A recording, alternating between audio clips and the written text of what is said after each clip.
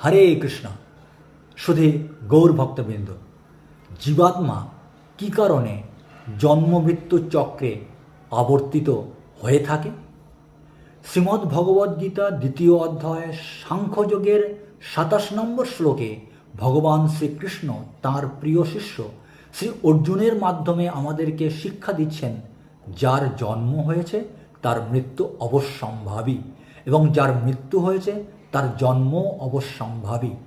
পূর্বকৃত কর্মফল অনুসারে কোনো বিশেষ দেহ প্রাপ্ত হয়ে, অর্থাৎ 84 লক্ষ প্রজাতির জীবের মধ্যে যে কোনো একটি প্রজাতির জীবের শরীর প্রাপ্ত হয়ে আত্মা জন্মগ্রহণ করে, আর সেই দেহের মাধ্যমে কিছুকাল জড়জগতে অবস্থান করার পর সেই দেহের বিনাশ হয় এবং তার কর্মের ফল অনুযায়ী সে আবার একটি নতুন দেহ ধারণ করে জন্মগ্রহণ করে।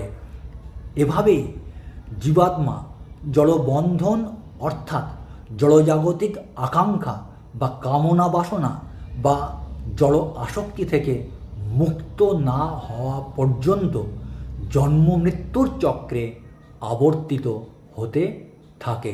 হরে কৃষ্ণ।